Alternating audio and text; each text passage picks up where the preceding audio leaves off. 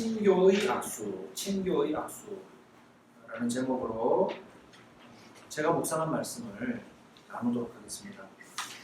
갈라디아에 보낸 바울의 편지 글을 우리가 읽어가고 있죠. 바울은 사람이 아니라 하나님에게서 받은 은혜의 복음을 증거한다 라고 했습니다. 그런데 갈라디아서 복음의 어조는 편지의 시작 부분부터 성도들을 지적하는 말로 시작하죠.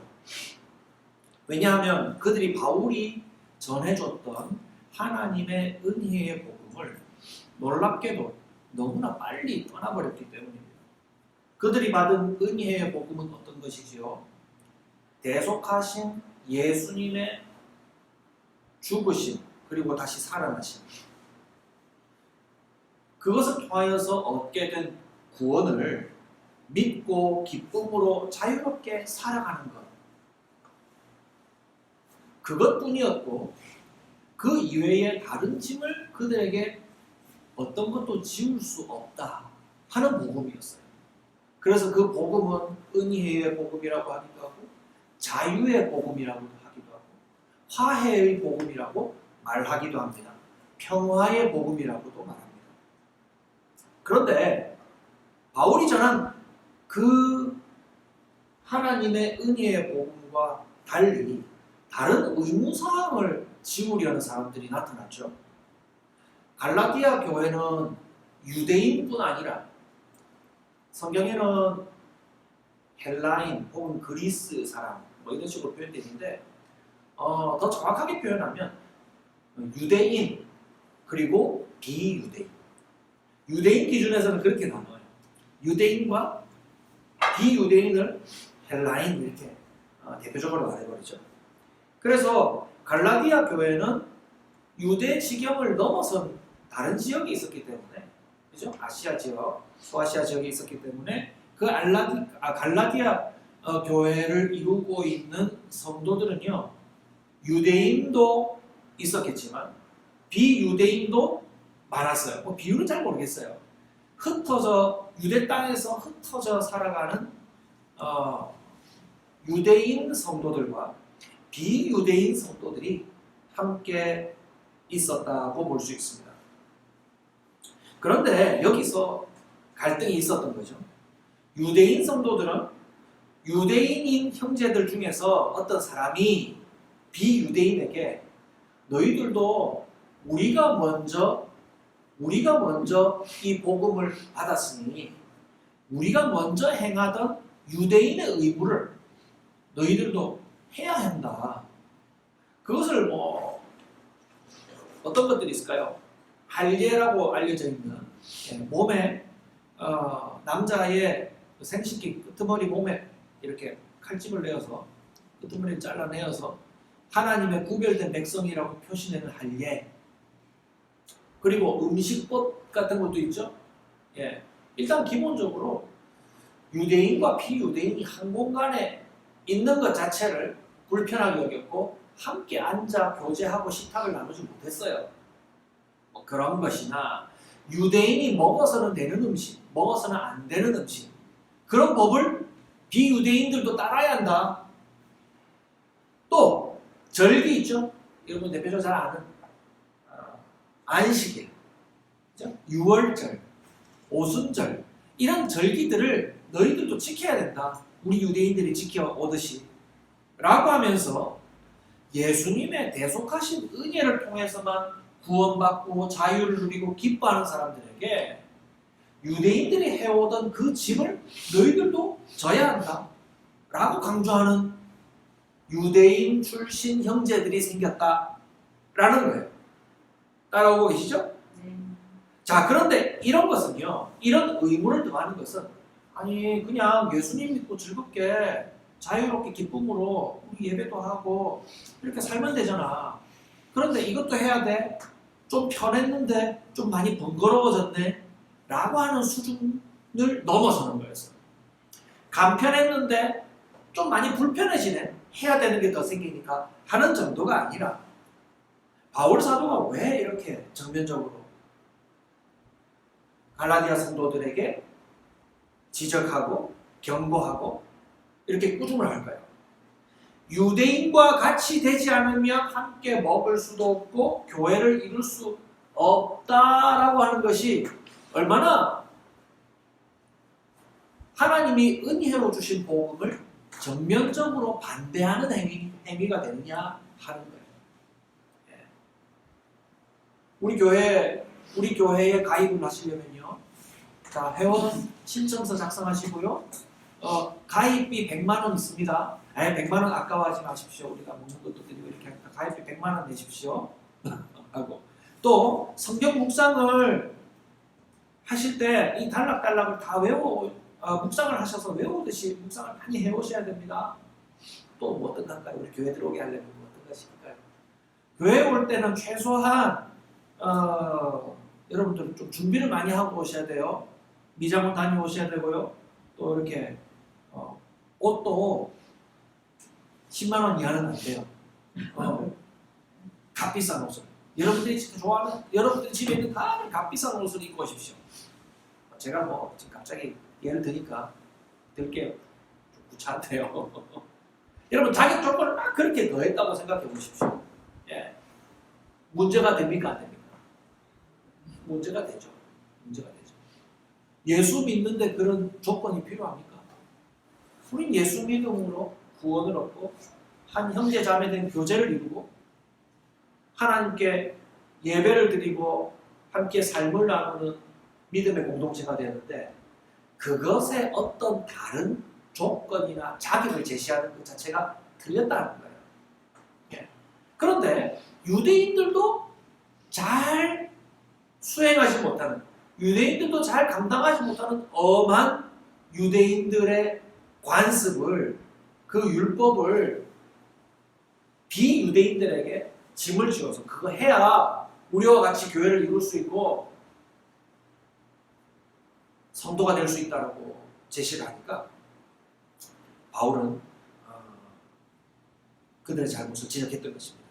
그것은 그동안 믿어왔던 신앙생활에 좀 어려움을 더하는 정도가 아니라 복음을, 하나님의 은혜의 복음을 정면적으로 거절하는 것과 같다 이 말이에요.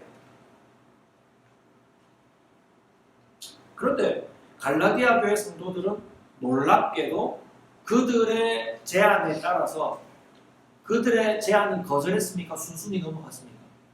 순순히 넘어갔어요. 여러분 한번 생각해보세요. 왜 그렇게 순순히 넘어갔을까? 뭐 좋은 걸 많이 제시했을까? 여러 가지 상상을 할 수 있는데 저는요. 이 복음에 대한 우선권이 유대인들에게 있다라고 여겼기 때문에 그들의 요구를 따라가야 하는 것 아닌가 하면서 저는 많이 속아 넘어갔을 것 같아요. 왜냐하면 생각해보세요. 예수님이 유대인입니까? 헬라인입니까? 유대인이잖아요. 예수님의 12제자는 모두 유대인이죠. 심지어 지금 이 편지를 전하는 바울도 유대인이에요. 그러니까 이 복음에 대한 우선권을 유대인들이 가지고 있고 저 사람들은 뭔가 좀 달라. 저 사람들은 무슨 우리가 모르는 자격 조건이 있을 것 같아. 그러니까 예수님도 유대인으로 오시고 거기에 오셨지. 라고 하면서 그들이 뭔가 우선권을 많이 가진 것처럼 오해되었기 때문에 그들이 이거 해야 돼. 이거 해야 유대인으로 가입하고 그리고 성도 되는 거야. 구원받는 거야 라고 하는 것에 손쉽게 넘어가지 않았을까. 저는 그런 추측을 해봅니다. 바울의 이러한 책망은 그 하나님이 전해주신 은혜의 복음을 떠난 비유대인뿐 아니라 이런 선동에 아무런 대응도 하지 못한 유대인들에게도 책임이 있다고 볼 수 있죠. 아니다. 당신 그거 얘기하지만 나도 유대인이다. 그러나 우리가 더 이상 우리도 잘 짊어지지 못하는 이러한 유대인의 관습을 이 사람들에게 무겁게 짐을 짊어질 필요가 없어요. 라고 유대인들도 마땅한 대응을 했어야 했다는 거예요. 여러분 이런 배경에서 오늘의 본문을 살펴보면요. 바울이 예전에는 일부러라도 예루살렘을 잘 찾으려고 했어요? 찾으려고 하지 않으려고 했어요? 안 찾으려고 했어요. 안 찾으려고 하는 이유가 뭐였다고 했습니까? 자신의 사도됨이 먼저 사도된 예루살렘에 있는 베드로, 야고보, 요한 이런 사람들의 인정을 통해서 사도로 확인받는 것이 아니었기 때문에 일부러라도 예수님의 나타나심으로 나는 사도가 되었고 예수님이 직접 나에게 임명해 주시고 나에게 말씀해 주신 직접 받은 복음을 전한다는 의미에서 일부러라도 예루살렘에 가지 않았어요. 그런데 오늘 이 말씀을 보니까 바울은 일부러 예루살렘을 찾고 있어요. 왜 예루살렘을 예전에 15일 정도 잠깐 방문한 이후 11년이나 되도록 찾지 않고 있다가 왜 예루살렘을 다시 찾았을까요? 2절 말씀을 보면 이유를 설명합니다. 이방 사람들에게 전하는 복음을 제시하려고 갔다 라고 기록하고 있어요.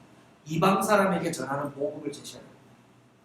여러분 이것을 여러분 생각해 봤어요? 그냥 복음이 아니고 바울이 예수님에게서 직접 받아서 이방인에게 이방 사람들에게 전하던 복음을 지금 누구에게 전한다?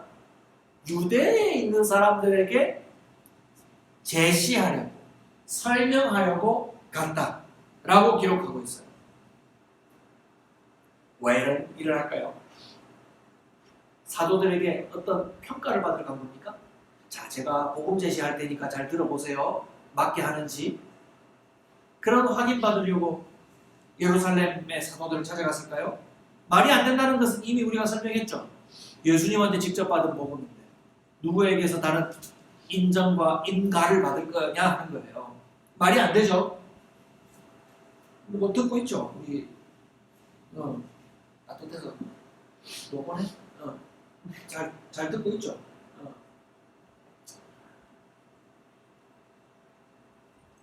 자, 여러분 이런 거예요. 복음은요. 바울이 받은 복음을 누구에게 확인받을 필요가 없었다는 것을 어떻게 말할 수 있냐면 인정이 왜 필요 없느냐는 것을 이런 식으로 말할 수 있어요. 우리가 성경을 갖고 있죠. 성경을 들고 있는데 성경이 진짜 성경이 맞는지 확인받을 곳이 있나요? 과학자들한테 성경을 주면서 이게 사실이 맞는지 확인 좀 해주시오 하면 확인받을 수 있습니까? 그러면 성경을 들고 가가지고 저 로마 바티칸에 있는 교황에게 가져가가지고 이것이 당신 베드로의 후계자라면서요. 이 성경이 참된 것인지 좀 확인을 해주십시오. 지금 가톨릭은 그렇게 하고 있습니다. 확인해 주십시오. 여기서 어떤 내용이 참이고 어떤 이 내용이 도대체 무슨 말씀인지 당신이 해석을 좀 해주십시오. 라고 할 수 있습니까? 해석 권한이 교황에게 있나요? 그 어떤 권위도 성경을 옳다 그르다 인가해 줄 수 있는 권위는 어디에도 없어요. 뭐 저 같은 작은 자에는 물론이거든요. 그 어떤 높은 권세도 스스로 나타나서 그렇다 할 사람은 없어요. 우리 주변에는 그런 사람들이 좀 있죠. 뭐 우리가 소위 알려진 이단들, 또 이단이라고 찍히지는 않았는데 여러분 이런 말씀 아무 데서나 들을 수 있는 것이 아닙니다. 목사님들 예사로 합니다. 네. 저는 그냥 보통 목사가 아닙니다. 여러분 이런 말씀 어디서나 들을 수 있는 것이 아닙니다. 날이면 날마다 들을 수 있는 말씀이 아니에요. 이런 식으로 너무나 여러분 초보적인 것인데 그런 사람들이 홀딱 잘 넘어가요. 자, 왜 이런 얘기합니까? 성경은 성경으로 인정해 줄 수 있는 어떤 다른 권위를 허락하지 않아요. 왜냐하면 이것은 하나님이 주신 것으로 성경은 성경 그 자체로서 스스로 확인을 해요. 성경이 성경을 인가해요. 그래서 성경은 스스로 성경의 내용을 증명해가요. 성경 자체로 자체 내용 밖에 있는 것으로 성경을 이 내용 참 참됩니다. 어떤 고고학적인 가치 그래 발견되었어요. 역사적인 발굴물들이 발견됐는데 야, 이 내용을 보니까 이 성경이 옳다는 것을 인가할 수 있겠어요. 이건 맞다라고 이제 결정 내릴 수 있겠어요. 라고 할 수가 없어요. 왜냐하면 성경의 가치가 그것보다 높기 때문에. 자, 지금 바울이 예루살렘으로 올라가는 이유도 마찬가지예요. 예수님으로부터 받은 그 복음을 예루살렘의 사도에게 가가지고 자, 제가 복음을 제시해 볼 테니까 맞는 것이 확인해 주십시오. 맞는지 확인해 보시고 맞으면 인가해 주십시오. 라고 허락해 주십시오. 라고 하는 것이 아니라 그럼 왜 오늘 본문에서 그 예루살렘에 있는 사도들에게 가서 유대인들에게 그 내용을 설명하고 또 사도들에게 유대인인 사도들에게 바울이 받은 복음을 설명했을까요? 오늘 성경 말씀을 저는 묵상하면서 이 질문이 가장 큰 질문이었어요. 왜 가서 왜 설명했을까? 왜 설명했을까? 여러분 짐작해보면서 한번 들어보십시오. 바울이 2절에 복음을 그들에게 가서 복음을 설명한 이유를 이렇게 설명해요. 내가 다름질하고 있는 것이나 그리고 세 번째는 달리고 있는 일이나 지금까지 달려왔던 일이 헛되지 않게 하려. 바울이 지금까지 달려온 일은 뭐예요? 복음 증거했잖아요. 바울의 삶을 한마디로 전하면 복음 전하는 삶이었어요. 우리의 삶을 한마디로 증거하면 그저 삽니까? 그럼 아무 의미 없어요. 그저 사는 게 아니에요. 우리는 이 세상에 하나님 보내신 삶을 한번 여러분 요약을 한번 해보세요. 삶을 딱 한마디로 요약할 수는 없지만 바울에게 있어서는 살아가는 이유는 복음 증거하는 것이었어요. 바울이 달려가며 애쓰는 것은 복음 증거였고 더 길게 말하면 하나님의 은혜의 복음을 증거하는 거였어요. 그런데 바울은 이방인에게 전한 하나님의 은혜의 복음이 헛되게 될 위기를 만났다는 거예요. 자기가 이방인에게 하나님의 은혜의 복음을 전했는데 어떤 것 때문에 헛되게 될 위기를 만났어요? 우리가 지금까지 살펴봤던 갈라디아의 교회의 배경을 보면 유대적 배경을 가진 사람들이 유대인의 자격을 갖추어야 복음을 받아들고 성도가 될 수 있고 교회가 될 수 있다는 짐을 지우니까 그것이 그런 것이 아니라는 것을 보여주기 위해서 어디로 간 거예요? 유대인들이 있는 예루살렘으로 찾아간 거예요. 바울이 무엇을 헛되지 않게 하려고 하는 것인지 여러분 조금씩 짐작이 되기 시작합니까? 어떤 위기였을까요? 1절과 3절을 보면 바울은 비유대인 디도를 일부러 데리고 갑니다. 디도는 비유대인이었어요. 유대인이 아니라 이 말이에요. 물론 할례를 행하지 않았습니다. 그런데 예루살렘에 올라가서 유대인들과 만나서 함께 식사도 해야 되고 또 그들과 한 곳에 머물러야 하는데 문제가 뭐예요? 유대인 내 남자들이 행해야 할 할례를 행하지 않은 거예요. 의무를 행하지 않은 거예요. 그런데 디도에게만은 바울이 억지로 할례를 행할 필요가 없다. 좀 더 구체적으로 너 할례를 행하지 않고 가는 것이 낫다. 라고 말한 것 같습니다. 이것은 바울이 어떤 문제를 해결하고 했는지 보여주는 행동이죠. 일부러 유대인의 일부 행하지 말라. 이것은 갈라디아 교회는 물론이고 예루살렘에 있는 유대인 성도들 중에서도 분명히 있었을 거짓 성도들의 가르침, 거짓 형제들의 가르침을 지적하고 누구 앞에서? 유대인인 사도들 앞에서 그것을 바로 잡기 위해서 디도를 일부러 데리고 간 거예요. 4절을 보면 이렇게 얘기하죠. 이는 가만히 들어온 거짓 형제들 때문이라. 가만히 들어온 것은 그리스도 예수 안에서 우리가 가진 자유. 자, 자유 얘기합니다. 그리스도 예수 안에서 우리가 가진 자유를 엿보고, 세 번째는 몰래 끼어들어서 엿보고 우리를 종으로 삼고자, 세 번째는 노예로 삼고자 함이라고 기록해요. 이미 자유를 줬는데 짐을 지어가지고 자유를 빼앗아가는 종으로 삼고 노예로 삼으려고 하는 시도를 막기 위해서 그랬다라고 기록해요. 자유를 얻었는데 다시 의무를 지으려고 하니까 그 법에 대한 노예가 되는 거잖아요. 자, 이 거짓 형제들이 앞세우는 근거는 뭐예요?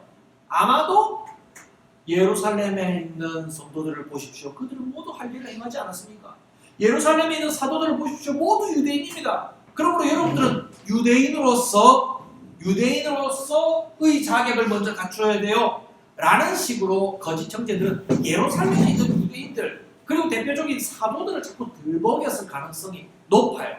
그래서 바울은 할례를 행하지 않은 비유대인 제자 디도를 데리고 예루살렘으로 올라가서 제가 예수님으로부터 직접 받아서 이방에게 전하고 있는 하나님의 은혜의 복음을 당신들에게 지금 설명하려고 합니다. 한번 들어보십시오. 라고 정면 돌파하고 있는 것입니다. 왜 바울이 예루살렘으로 올라와 자신이 예수님으로부터 직접 받은 복음, 이방인에게 전하는 자유의 복음을 설명하는지 이해가 되시죠? 5절에 설명하듯이 바울은 예수님을 믿는 자의 자유를 빼앗아서 법의 노예를 삼은 일을 결코 따를 수 없었다. 한순간도 따를 수가 없었다. 라고 설명하고 은혜의 복음을 이미 이해하고 있을 법한 베드로와 같은 사도들에게 이방인에게 전하는 복음이 그와 같은 것이다. 내가 지금 이방인에게 전하는 복음을, 은혜의 복음을 전하고 있는데 당신들이 예수님으로부터 받은 은혜의 복음과 같은지 다른지 한번 들어보십시오. 라고 설명하고 확인할 필요가 있었던 거예요. 여러분, 베드로는 은혜의 복음을 알고 있었을까요? 몰랐을까요? 하나님이 이방인에게 주시는 은혜의 복음을 베드로는 알았을까요? 몰랐을까요? 이미 알고 있었어요. 베드로는 예루살렘에 올라오기 전에 욥바라는 성에 머물 때가 있었습니다. 그때 이미 하나님께서 베드로에게 나타나셔서 네가 이방인들과 함께 있는 것을 부정하게 여기지 말아라. 그들과 함께 먹는 것을 부정하게 여기지 말아라 하는 하나님의 지시하심을 들었어요. 그게 이제 다 설명할 수는 없어요. 베드로는 그 하나님의 말씀을 따라서 이방인인 고넬료의 집에서 설교하고 그들이 예수 믿는 것을 확인했어요. 이상하다. 저들이 유대인이 아닌데 이 복음을 듣고 우리와 똑같이 예수 믿게 되는 것을 우리가 보았구나. 라는 것을 베드로는 먼저 이미 보았던 거예요. 그러면서 그 사실을 어디에 와서 보고하냐면 베드로가 바울보다 먼저 예루살렘에 와가지고 그 사실에 대해서 보고했어요. 그 내용이 사도행전 11장 17, 18절에 기록되어 있는데요. 제가 읽어드릴게요. 그런즉 하나님이 우리가 주 예수를 믿을 때 주신 것과 같은 선물을 그들 이방인에게도 주셨으니 내가 누구이기에 하나님을 능히 받겠느냐. 이 어조가 느껴지십니까? 내가 누구이기에, 내가 도대체 누군데, 내가 무슨 권위로 하나님을 능히 맡겠느냐.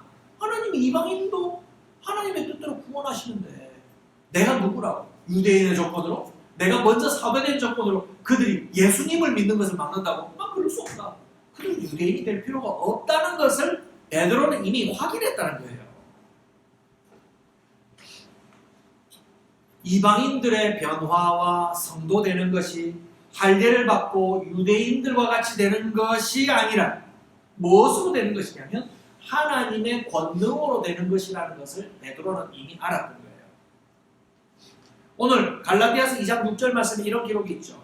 하나님께서는 사람을 겉모양으로 판단하지 않으십니다. 그죠? 외모로 보지 아니하신다는 표현이 있죠. 이 표현은요, 베드로가 먼저 했던 표현이에요.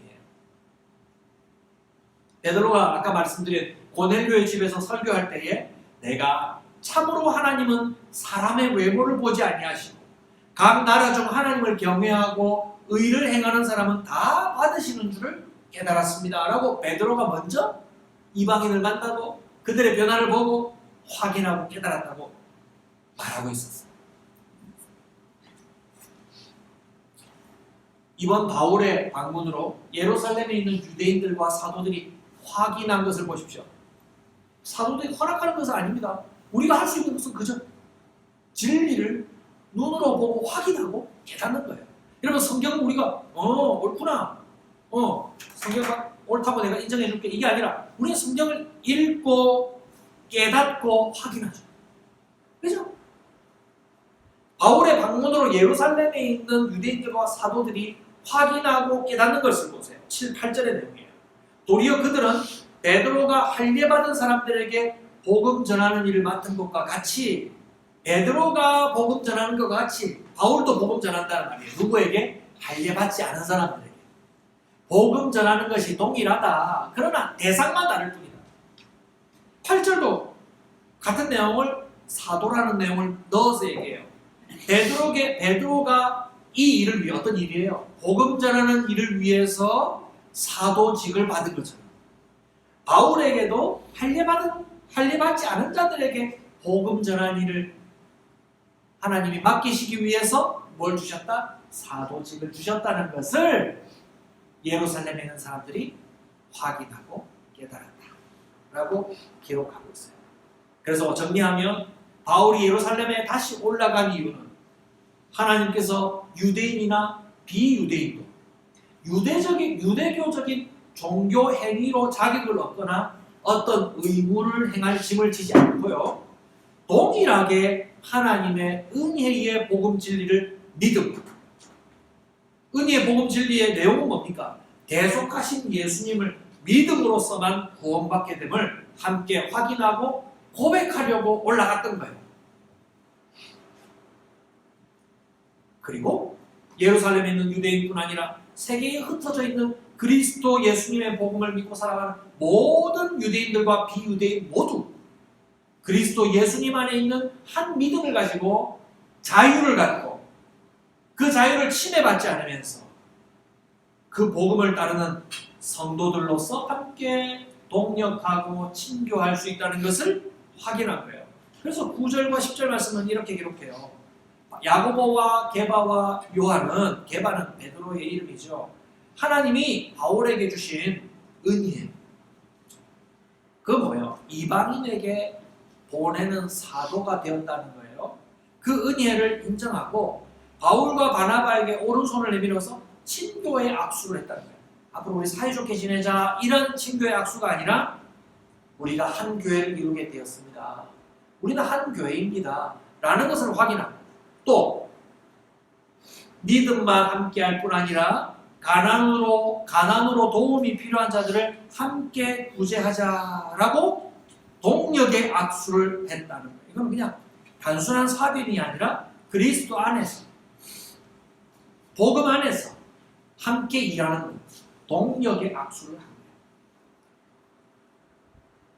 오늘 말씀을 통해서 우리가 오래전에 있었던 이 바울이 예루살렘에 올라간 이 일을 우리가 보면서 현실적으로 실천해야 할 문제를 살필 수가 있습니다. 두 가지만 정리하고 마칠게요. 한 가지는요, 하나님의 은혜의 복음을 받은 사람이 누리는 성도의 자유를 그 누구도 종교적인 의무나 그 어떤 이유를 들어서 침해하거나 또 침해할 수가 없습니다.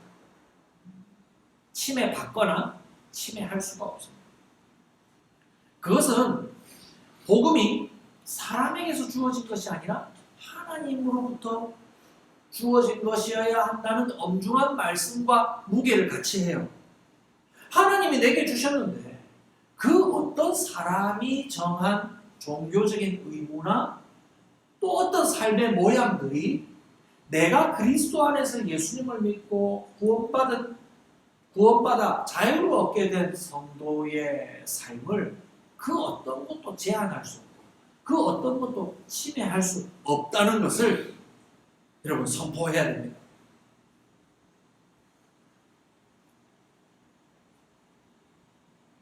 그리스도 예수님을 믿음으로 구원받는다는 사실 그 이외에 그 어떤 종교적인 지식이나 실천이 하나님의 백성이 되는, 구원받은 성도가 되는 조건이 될 수가 없습니다. 그것은 베드로가 고넬료의 집에서 있었던 일을 예루살렘 교회에 보고할 때에 언급한 감탄과 같아요. 내가 누구이기에 하나님을 능히 맡겠느냐. 다른 상대방을 통해서도 여러분이 누구이기에 하나님이 행하신 구원을 능히 막는다는 말입니까? 우리가 가진 믿음의 어떤 의무도 짐지을 수 없다는 것을 기억하시길 바랍니다. 나의 자유뿐 아니라 함께하는 성도들이 그리스도 예수님의 대속의 은혜 안에서 자유의 기쁨을 누리도록 우리는 도와야 할 것입니다. 여러분, 자유가 주어지면 아무렇게나 살 것 같습니까? 예배 안 드리고 마음대로 저기 팔도강산을 돌아다닐 것 같습니까? 그렇지 않아요. 하나님의 은혜의 복음을 받은 사람들은요, 그리스도 예수님 안에서 참되게 살아갈 수밖에 없어요. 그것이 앞으로 나중에 갈라디아서를 읽어가면서 더 깊은 경지로 우리를 인도할 겁니다. 두 번째는요, 복음은 그리스도 예수님의 대속의 복음, 하나님의 은혜의 복음을 누리는 자들이 서로 화해하고 동력을 이루게 해요. 예루살렘의 사도들과 바울이 친교의 악수를 하고 가난한 교회를 함께 돕기로 마음을 모은 것과 같은 거예요. 한 믿음 안에 있는 성도들은요, 우리가 간판을 걸고 우리는 작은 마을소리 교회다, 우리는 신부산 교회다, 여러분 어느 교회 다녔나요? 용호동 교회다 이렇게 하는 그런 현실적인 교회는 나누어져 있지만, 한 믿음을 가진 교회는 보이지 않는 그리스도의 한 몸된 교회라는 것을 알고 있어야 됩니다. 그래서 우리는 한 믿음을 가지고 주님의 하나된 교회라는 것을 알고 서로 돕고 서로를 위하여 기도하고 동력합니다. 하나님의 은혜의 복음으로 우리를 부르셔서 우리를 자유케 해주시고 그 놀라운 성도의 자유로 사람들을 주님에게로 인도하는데 믿음의 동력을 또한 이루어가는 저와 여러분, 그리고 우리 모든 교회가 되기를 주님의 이름으로 축복합니다.